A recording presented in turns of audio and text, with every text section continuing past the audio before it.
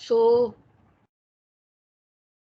the deviation, we were observing that the deviation in the measurement of transmittance can cause the error in the measurement of concentration, and it usually happens due to the deviations like real chemical or mechanical or electrical imperfection of the instrument, or non-uniformity of our measurement, or non-linearity of the meter scale or detector, and it may also be due to the variation in the instrument.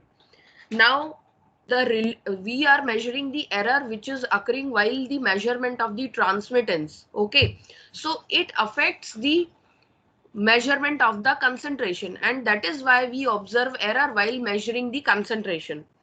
So you can say that it is the relative error which is occurring due to the error in the measurement of transmittance, right? So what we can say from this, that relative error, it is equal to error in measuring the concentration, and which is divided by the true value of the concentration. So we can write this relative error as Re, and it is given by uh, this equation delta C upon C. Okay, now what is this delta C? So delta C is the relative error in the measurement of the concentration, and it is divided by the true value of the concentration C. Now similarly, the error also occurs while we perform the measurement of transmittance. Okay, so we call it as a photometric error, and it is given by PE, photometric error, delta T. P is equals to delta T, change in the transmittance from the true or original value. So there was a person named Ringbaum. He studied the relationship between relative error and photometric error. Why? Because you know concentration is related with transmittance, or absorbance is related with concentration as per Lambert's-Beer's law. So he studied the relationship in between and noted that the relationship between this percentage relative error and the transmittance error. So numerically, if you write the Ringbaum plot, if you want to define the Ringbaum plot, so before that you have to understand this, that it is the ratio of the relative error in percentage with the photometric error. So this is the definition of the Ringbaum plot. That Ringbaum plot can be defined as the one which gives us the relationship between relative error in concentration and the transmittance. So from the Beer's law, Lambert's-Beer's law, what do we know? That absorbance is equals to epsilon BC, right? And absorbance is equals to minus ln T. It is the logarithmic scale. So both of this can be equated together. So I am writing this. Now we will take derivative on both sides. So after taking derivative, it will look like this. D ln T is equals to minus epsilon V. The constant will be kept out and the operator will only see the changing, the variable one. So it is the delta C. So D ln T can be written as delta T upon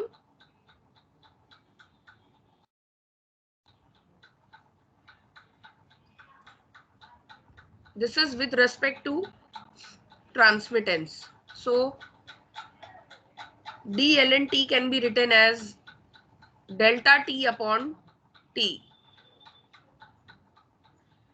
is equals to minus epsilon B into delta C. So this is equation 1. Now let's determine delta C. So we will keep this delta C on one side and we will take this minus epsilon B on the other side. So delta C is equals to minus delta T upon T into 1 upon epsilon V. This will be equation number 2. Now we will replace this epsilon V as we know, absorbance is equals to epsilon BC. So what will be epsilon B? Absorbance is equals to epsilon into B into C. So epsilon into B is equals to A upon C. So if you keep the value of this epsilon B over here, so it will appear like delta C is equals to minus delta T upon T multiplied by C upon A. Okay. So delta C is equals to minus delta T upon T into C upon A. Now we are interested into the relative error. So to make it a relative error, we will take this C on the other side. So this will become delta C upon C, which is equals to minus delta T upon TA.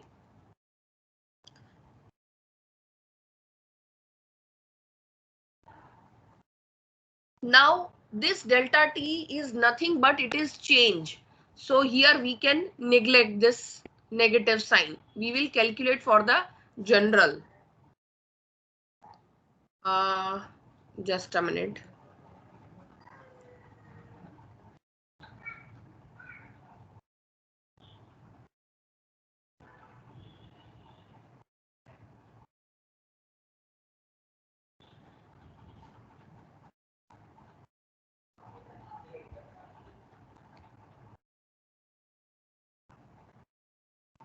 Yes.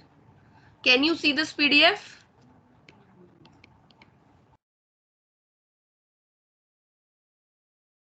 Students, can you see this PDF? Yes, ma'am. Okay. So now what you will find here, that delta C upon delta T. This is delta C, and we had a relative error. So delta C upon C is equals to 1 upon T into A. Now what is A here? So A is minus log T. Okay, and we had a minus sign. So we are writing it as log T. So this will be 1 upon T into log T. Okay, or ln T. So 1 upon ln, what is the value of that logarithmic n function? So logarithmic function is 2.303. So if you take 1 upon 2.303, so it will become 0.434, 433. See, okay. So that is why we will have here 0.4343, and this ln will now change to log.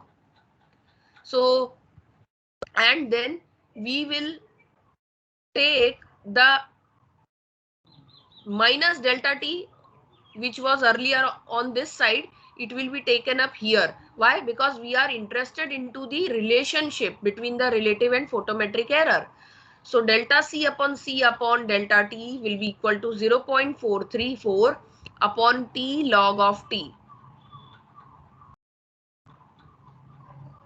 So here they have shown in the direct way, but this is the simple derivation of the Ringbaum plot. Now they have used this equation delta C upon C, that is the relative error divided by the photometric error, to give you this relationship. Okay, now what they mean to say here, that relative error increases at the extremes of the transmittance scale. So what will be the extreme point of this transmittance scale? So one will be here near to the zero, and one will be at the higher side, somewhere here around. So for the maximum transmittance, you will get the concentration here, and for the minimum transmittance, you will get the maximum concentration here. So the slope of this plot of C, log C, it is plotted in front of C, okay, against T. So this means that when we will move toward the extreme end of the transmittance, either towards the smallest one or either towards the greatest one. So what will happen? There will be maximum relative error. Okay. So this is what they discovered from this equation. Now, you can refer this topic from page number 526 of the book Analytical Chemistry by Gary Christian. Here they have mentioned spectrometric error in measurement, and they have accounted this Ringbom plot here. And what they want to indicate here that, yes, let me share this graph with you. Yes. So they have shared this graph. So here they have taken delta C upon C for delta T, and on the x-axis they have taken percentage transmittance. They have also considered the absorbance. So what they are saying that at 36.8% transmittance, there is minimum relative error with respect to delta T, that you can see from the graph. This U shape is not going below down from this point, 36% transmittance. Okay, so this is what they have mentioned here. So it is evident from the figure that minimum error occurs at 36.8% T. Nearly constant minimum error occurs. So if you see, just a minute, I am getting a call. So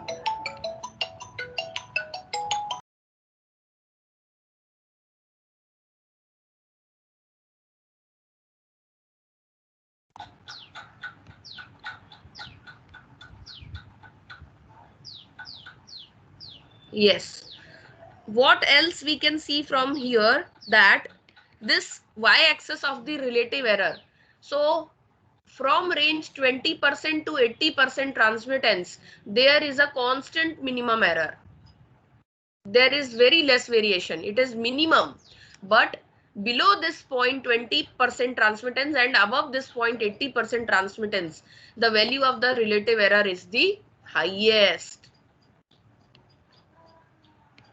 So the constant minimum error occurs over the range of 20 to 65%, or the percentage transmittance should fall within 10 to 80% if you want to avoid the large error in spectrophotometric reading. Means for 20 to 65% transmittance, what is the value of absorbance? So it appears around 0.1 to 0.7. Yes, or you can consider it for 1. So that is what they have mentioned here. For minimum error, the absorbance should fall in the 0.1 to 1 range. And also note this caption. This graph is all about the relative concentration error as a function of transmittance. Okay, for 1% uncertainty in percentage transmittance. So this is the Ringbom plot, and from this last equation,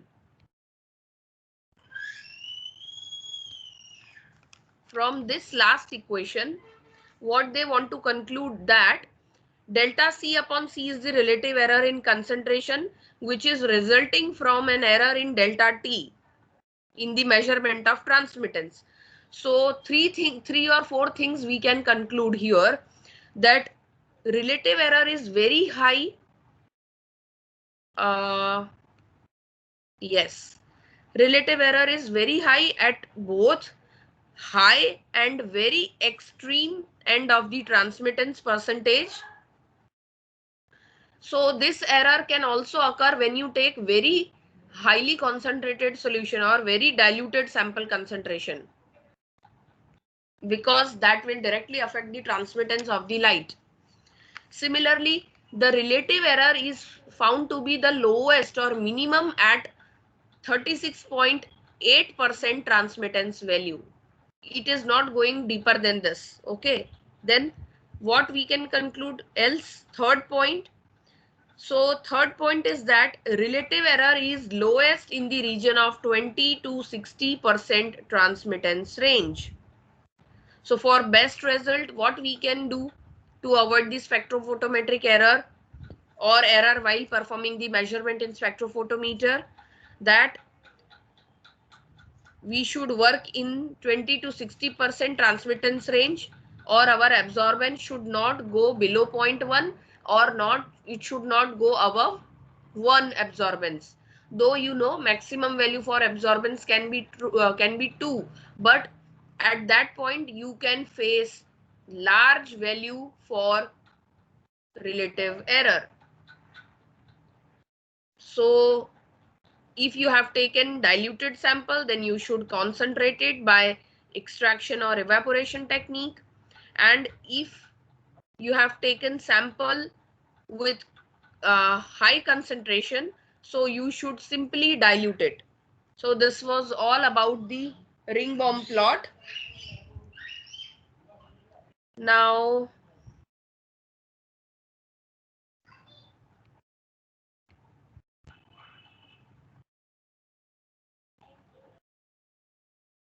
yes, so Ringbaum plot is clear to everyone. The conclusion is clear. Yes, ma'am. Okay, so now we will take the derivative spectroscopy. Just a minute.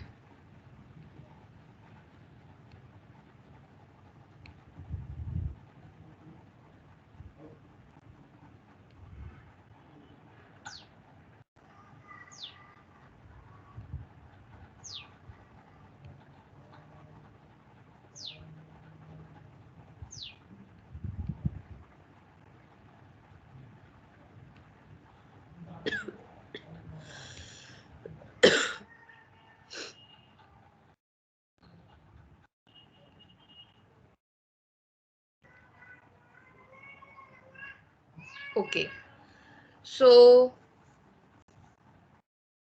this is a simple spectra, UV spectra of caffeine. Now here you can, how many peaks you can see in the spectra? 2 peaks, ma'am. Very good. And what about this spectra? Only 1. No, 2. Are you sure there are two? Because all of you can see two peaks are there. Ma'am, one is from 190 and the another one is between 262 to 286. Okay, so let me tell you that why do you took why this much of time, okay, to simply answer the number of peaks. Now in the first figure, in this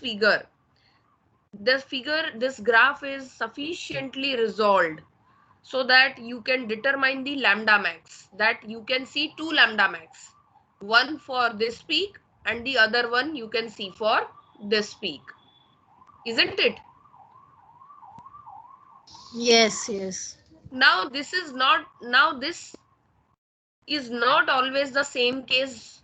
As in this figure,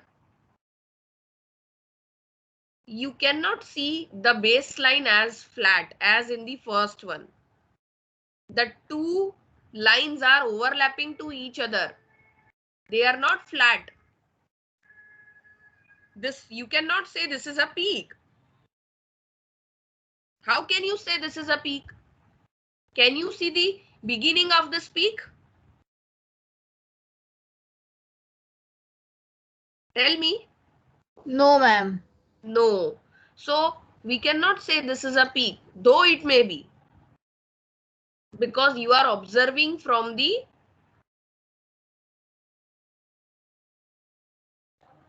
overlapping. The two peaks are overlapping, what we can say. The baseline is not flat.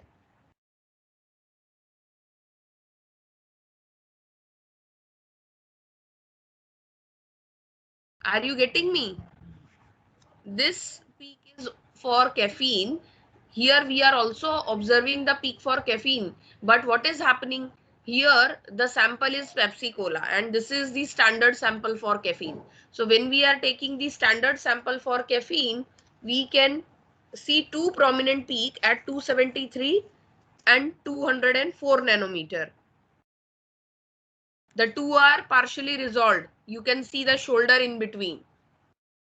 But when I am accounting the same thing in this spectrum for caffeine in Pepsi or cola drink, so these two peaks are much less prominent in comparison to the first one, and the baseline is not flat here.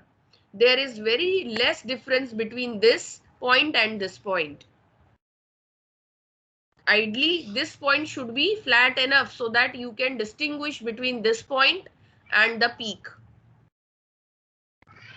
So it becomes difficult for us to say that this spectra has one or two peaks. Okay, so what we will do now, we will need some another method or process so that we can determine the peaks. Okay, so this practice of processing the spectrum to obtain the number of peaks, even the peak height, is known as derivative spectroscopy.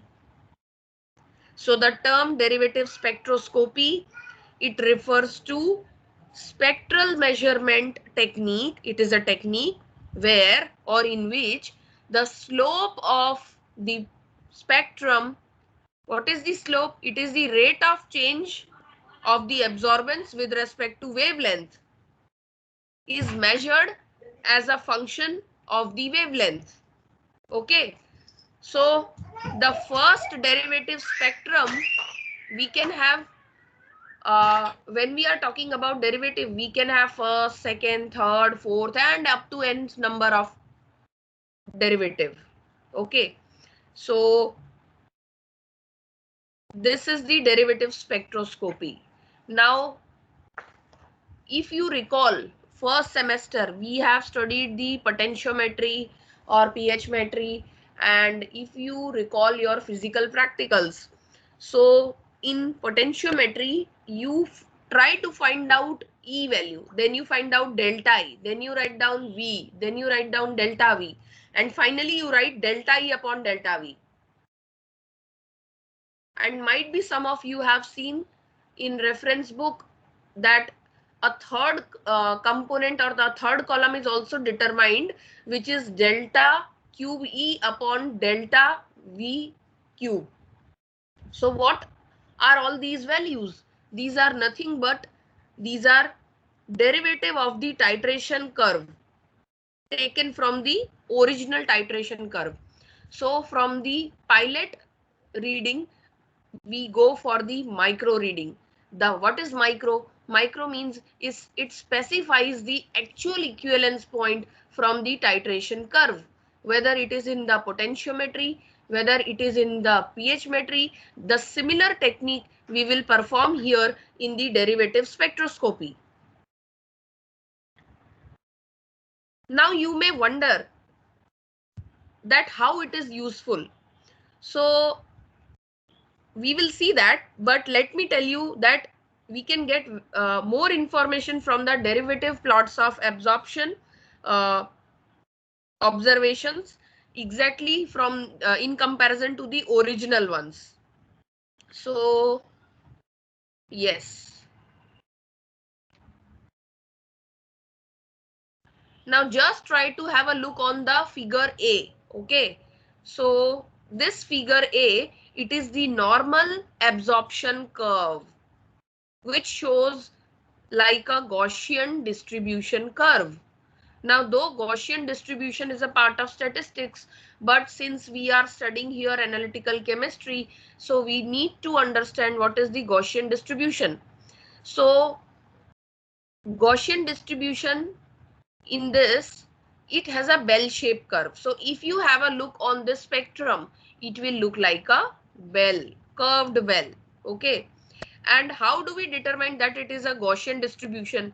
So if it is a Gaussian distribution, so for any measurement of value, means for any lambda max, you will have normal equal number of distribution on the either side above the mean value. If say this lambda max is the mean value, so you will find equal measurements on the higher side and on the lower side of this mean value. And if you plot them, all the points, so what you will get? You will get a bell-shaped curve. This is known as a Gaussian distribution curve. So when we measure the absorbance of any compound, so what happens? That appears in form of Gaussian distribution curve. Okay. Now,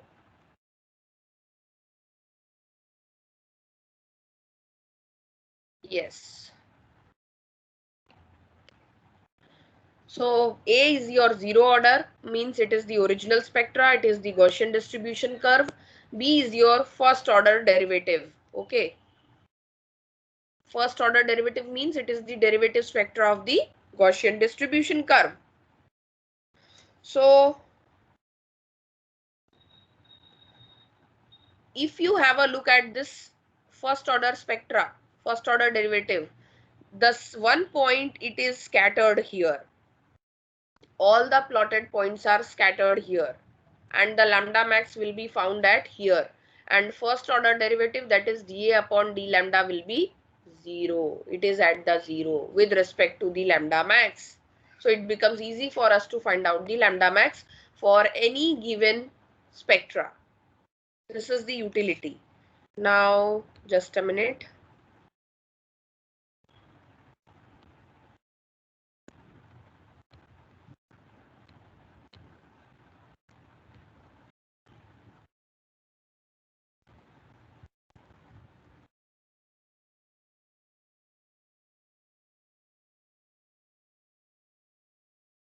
Okay. Can you see this figure? Can you see this presentation? Yes, ma'am. Okay. Now, might be this figure appears a bit, uh, it is not that much clear, but what I mean to say from this figure, let me conclude that.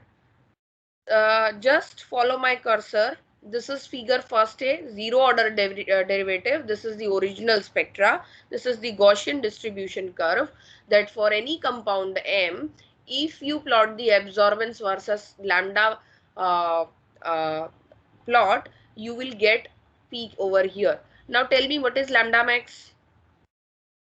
Do you have any idea? Do you know the lambda max?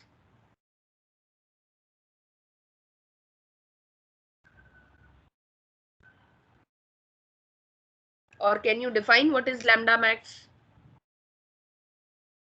Or maximum wavelength?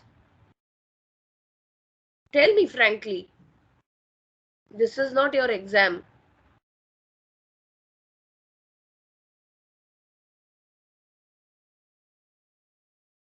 आपको ये समझ में आ रहा है जो मैं पूछ रही हूँ? लैम्डा मैक्स आता है? आपको पता है इसके बारे में कुछ? अगर हाँ तो हाँ बताओ, अगर नहीं पता है तो नो बोलो, तो मुझे कुछ आइडिया है आपको No. मुझे आगे क्या. यस बोलो. No, ma'am. Okay. Lambda max मतलब जब हम एब्जॉर्बेंस को प्लॉट करते हैं विद रेस्पेक्ट टू वेवलेंथ, तो एक कंपाउंड को हम मान लो पहले 200 देंगे, फिर 300 का वेवलेंथ इंसिडेंट करेंगे सैंपल होल्डर पे, फिर 4, फिर 5, 6, 7, 8 अप टू विजिबल रेंज. ठीक है. तो 200 टू 800 के रेंज हम उसके ऊपर इंसिडेंट करते हैं. तो मान लो 200 पर वो कुछ एब्जॉर्प्शन शो करता है, 300 पे वो ज्यादा एब्जॉर्प्शन शो करता है. ऐसे करते करते एक पॉइंट ऐसा आएगा कि जिस पर्टिकुलर वेवलेंथ पर वो कंपाउंड ज्यादा एब्जॉर्बेंस दिखाएगा, ज्यादा लाइट एब्जॉर्ब करेगा. ठीक है. तो वो कैसे पता चलेगा? वो इसलिए पता चलेगा क्योंकि हमारा इंस्ट्रूमेंट मेजर क्या करता है? Transmittance of light. तो अगर लाइट का ट्रांसमिटेंस जो है वो किस तरीके से रिलेटेड है एब्जॉर्बेंस के, वो आपको पता है. ज्यादा ट्रांसमिटेंस है तो एब्जॉर्बेंस कम है, एब्जॉर्बेंस ज्यादा है तो ट्रांसमिटेंस कम है. ठीक है. तो एक हमने सपोज एक कंपाउंड लिया और उसका हमने ये स्टडी किया एब्जॉर्बेंस प्रोफाइल, ठीक है। तो एब्जॉर्बेंस प्रोफाइल में मैंने क्या देखा कि एक पर्टिकुलर वेवलेंथ पर ये मैक्सिमम एब्जॉर्बेंस शो कर रहा है। तो जिस वेवलेंथ पर कोई भी कंपाउंड मैक्सिमम एब्जॉर्बेंस शो करता है उसको बोलते हैं lambda max. So it is the wavelength at which any compound shows maximum value for the absorbance. So here it is at point M. Now it is clear to everyone what is lambda max? Yes, ma'am. Okay. So for this zero order or Gaussian distribution curve or original spectra, I have a value M.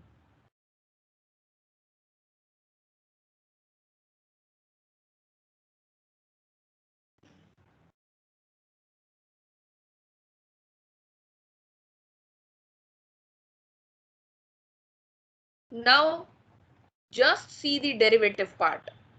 First of all, I have given a first derivative spectra, that is dA upon d lambda. मैंने इसका derivatization किया absorbance का, किसके function में? ये क्या है आपका लैम्डा, लैम्डा के फंक्शन में. तो ये जो प्लॉट था, अब आप देखो तो ये पूरा स्प्रेड हो गया है. So it appears in dispersed way, ठीक है. पर यहाँ पर इजी क्या हो गया है कि यहाँ पर मेरा डी अपॉन डी लैम्डा जो है वो 0 होगा. तो मैं इजिली लैम्डा मैक्स इस पॉइंट पे फाइंड आउट कर लूंगी जहां पर ये दो लाइन इंटरसेक्ट कर रहे हैं. और एक पीक के लिए मुझे स्कैटर्ड या डिस्पर्स्ड प्लॉट मिलता है, first order derivative. Similarly second order derivative देखो, d square A upon d lambda square. यहाँ पर एक ही पीक के लिए मुझे एक ही पीक मिलेगी, but that will be inverted, its sign will be inverted. Even the height will be same as to the original one. लेकिन यहाँ पर ये जो पीक है, जो मुझे इन्वर्टेड पीक दिख रही है, it will be very sharp in comparison to the original one. So I can choose the accurate lambda. Similarly, this is 1c is your third derivative, that is d cube a upon d lambda cube. Again, since it is the odd order derivative, so the plot will be scattered and you will find it like this. If we look at the fourth order derivative, it will appear like the even order derivative. But again here the sign will be reversed in comparison to the prior derivative. Now the first, second, third and fourth order derivative plot for this original curve, you can find here that in this figure first and third order derivative, the जो पहला रो आप देख रहे हो first और third order का, so these plots have a disperse function and they are not like the original spectra or original curve, but they can be used to fix the accurate lambda max for absorption. Similarly, in the lowest row for second and fourth order derivative, you will find the central peak which is sharper than the original band, but the peak will be of same height with the alternating signal with increasing derivative. So the advantage for even order derivative is that it is utilized for resolution. So even order derivatives, they are used to increase the resolution. It is the most useful feature of second order derivative and it helps in resolution enhancement in spectroscopic analysis. And one more thing, the magnitude of the resolution, it will depend upon the derivative order, how much which order you have utilized, and it will also depend upon the shape of the band and height of the overlapping peak. And what is the disadvantage of the even order derivative? That there will be many small peaks, satellite artifacts, we call them satellite artifacts, will appear, whose number and amplitude will increase when you will increase the order of the derivative. So there may be displacement due to the satellite artifacts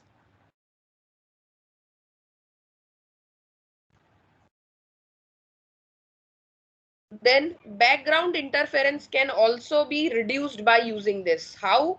So let me show you this figure. Now here I have taken a compound and it is a mixture of two substances, C and D. So initial spectra is the original spectra, like I have shown you for the caffeine. And now I'm going for even order derivatization for this spectra. And I will see which kind of possibilities it offers to me.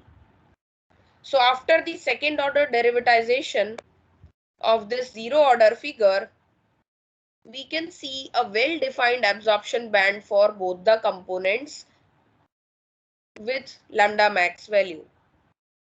So we can differentiate the influence of the impurity on the absorption spectrum of the desired analyte or pure substance, and we can eliminate the impurity.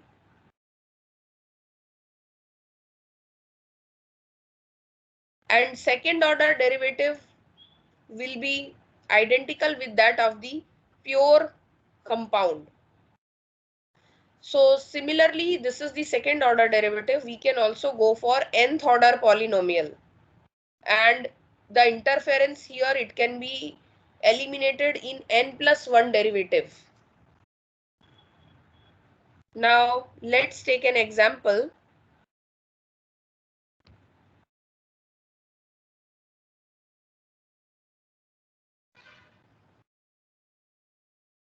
Okay, can you see this figure?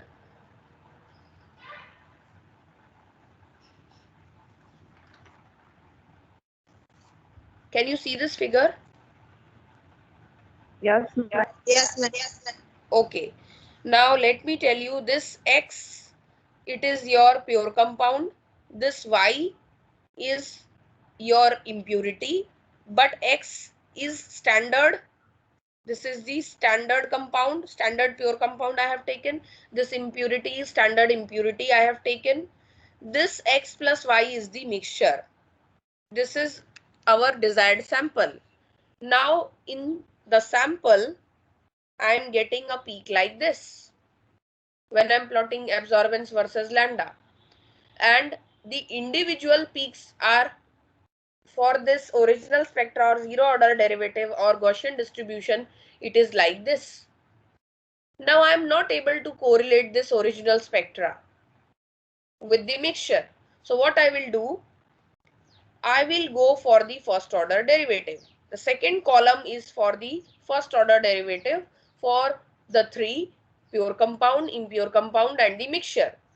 So now for first order derivative, what I have observed, that I will get the dispersed plot, but yes, dA upon d lambda will pass from the 0 and I will get maximum lambda max at this point. Similarly, if I go in, so from first order derivative we can determine lambda max. Then I want to perform the resolution. So I want to measure the peak height. So to measure the peak height, now I will go to the second order derivative. So in first order derivative, what I am doing, I am simply removing the background interference by first order derivative, and from the second order derivative, from the third column, you see the matrix effect is completely removed. Matrix which is arising from the impurity, it is completely removed, and you will find the peak height. It will be the actual peak height with respect to the original one. Only the sign will be different and the peak will be well resolved. The impurity will be subtracted out.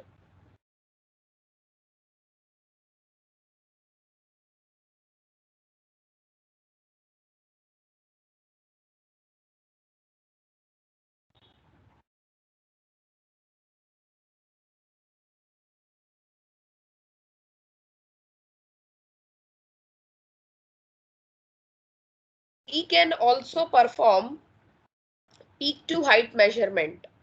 peak to height measurement is obtained using second order derivative. So d square a upon d lambda square is taken against lambda. Now you will get the two peaks here, and the derivative peak d is amplitude here, and it will appear in two form. The peak with longer length, the length is long, so this peak has a longer length, so we will name it as DL, long wave peak. Okay, then second one, this peak has short length, so we will call it as a short wavelength satellite peak. This is long wavelength satellite peak. So the two will appear, and we can sometime also consider this peak tangent. We can pass this tangent and we can name it as dB. Okay, so we can use any method to determine. Now just a minute.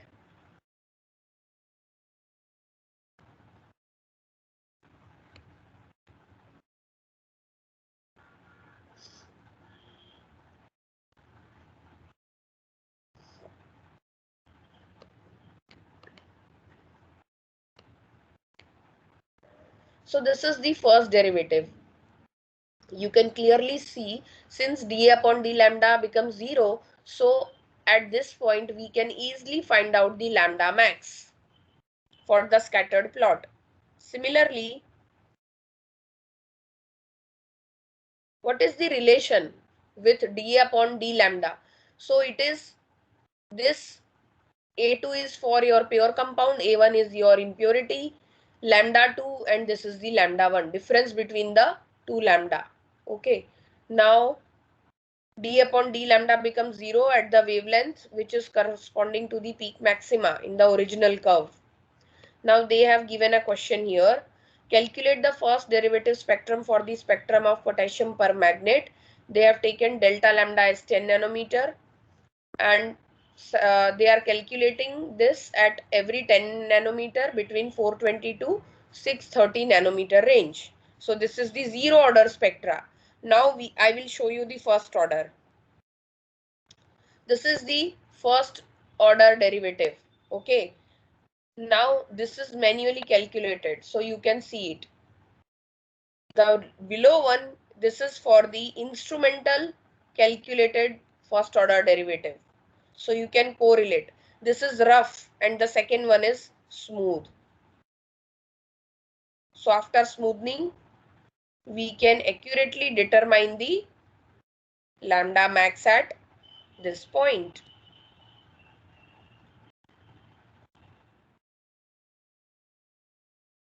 This is the second order derivative for potassium permanganate, and the second derivatization is done on the first order. So this is d square A upon dx square. Okay, so various satellite peak will emerge here, you can see, and their width can cause problem, but the peaks will be more resolved with the inverted sign of the peak.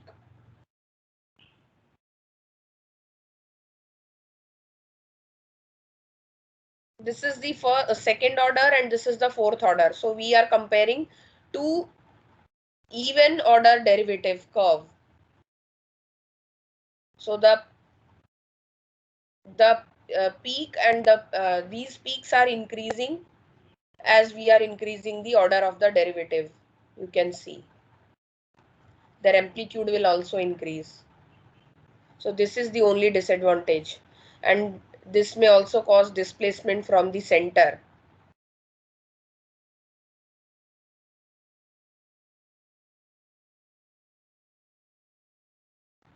This is the background interference, this is the impurity, and this is the pure compound. This is the total spectra. Okay, now why they are considering it like this? Because yes, from Beer's law what we know, that lambda means at particular wavelength the total absorbance of the system will be equal to the number of components which are present in the system. So total absorbance of the system, it is nothing but the individual sum of the absorbance shown by the components. So if we have two components, one pure and one impure, so both of them will show some absorbance at a particular wavelength lambda. So the total absorbance will be 80. Now if we take the second order derivative, so what will happen? It will look like this: d square 80 upon d lambda square equal to d square ax upon d lambda square plus d square am upon d lambda square. Now this can be written as dt is equals to dx plus dm. So from here we can remove the derivative or value of the matrix, means impurity, from the system, and we can simply focus upon the compound.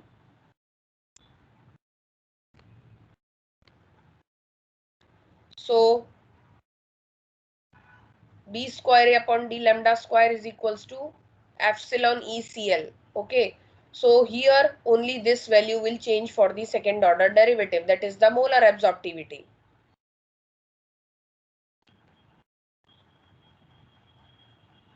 This is for the derivative spectra is used for the quantitative analysis, and since the spectrophotometry works on the principle of Lambert's-Beer's law, so they are taking the derivative. So how does it appears? C and L will remain constant for any sample, but with each derivative what we are changing the molar absorptivity function.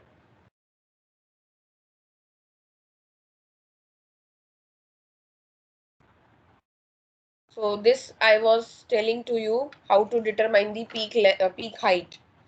So this ds is the short wavelength peak satellite, dl is the long wavelength peak satellite, dB is the peak tangent baseline. We have taken the tangent to the two peaks from up top at the bottom, and we will measure this distance. We will name it as dB.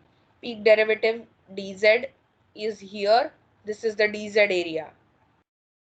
Okay.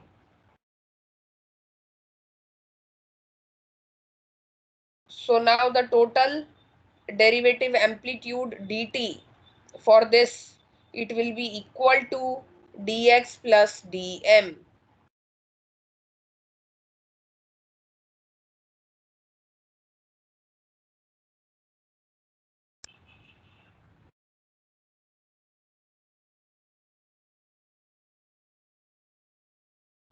So this is all about derivative spectroscopy.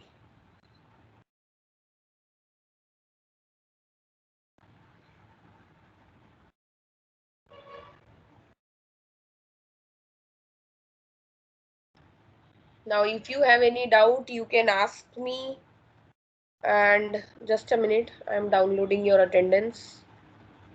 Yes, so this was all about the derivative spectroscopy. Either we can measure the peak height with respect to the baseline, or we can measure it with respect to dz, zero order peak derivative.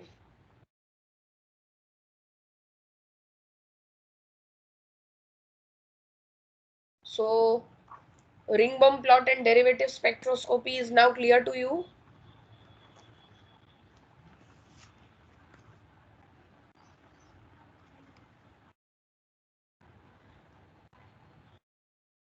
Peak tangent or baseline method is more preferable in comparison to the derivative peak D0 method. And yes, one more thing I just forget to share you. Derivative spectra can be recorded by means of wavelength modulation devices. So we can use any device which can vary the beams of radiation in wavelengths by a small amount of 1 to 2 nanometer, or we can measure the two readings with the difference with the different wavelength.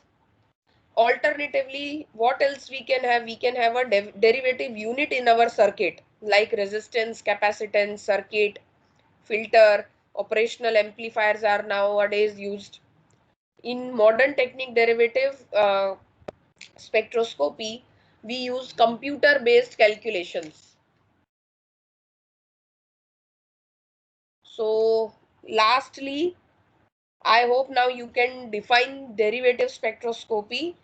It means it is a spectral measurement technique in which slope of the spectrum, that is rate of change of the absorbance with respect to wavelength, is measured as a function of wavelength. And first order derivative is a plot of spectral slope against wavelength. Second order derivative spectrum is basically derivative of first order. So we can go up to the nth order.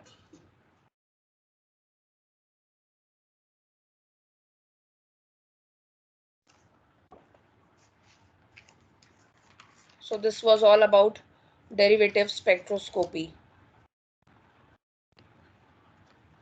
Now, if you do not have any doubt, then I hope we can end this meeting.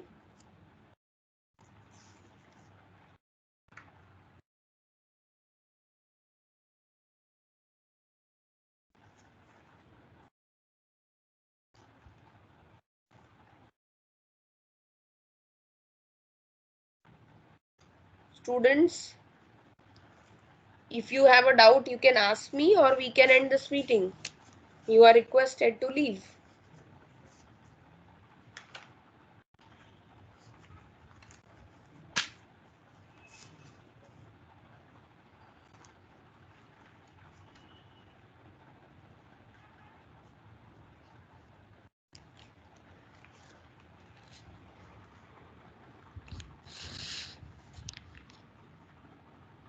क्या हुआ? कुछ problem है आप लोगों को?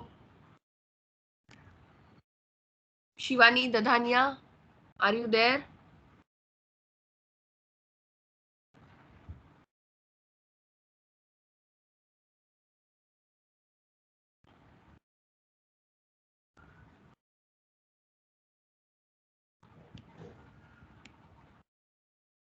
हेतवी, आपको समझ आया? Richa?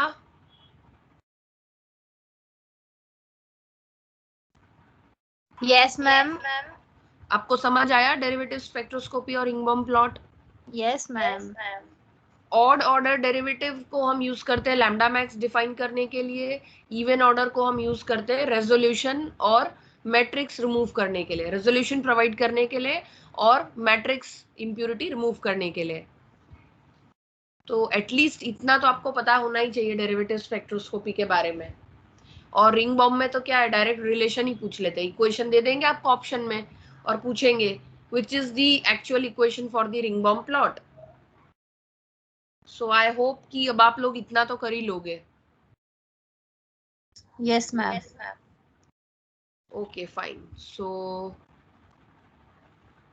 now you people can leave this meeting. Okay, ma'am. Bye. Bye.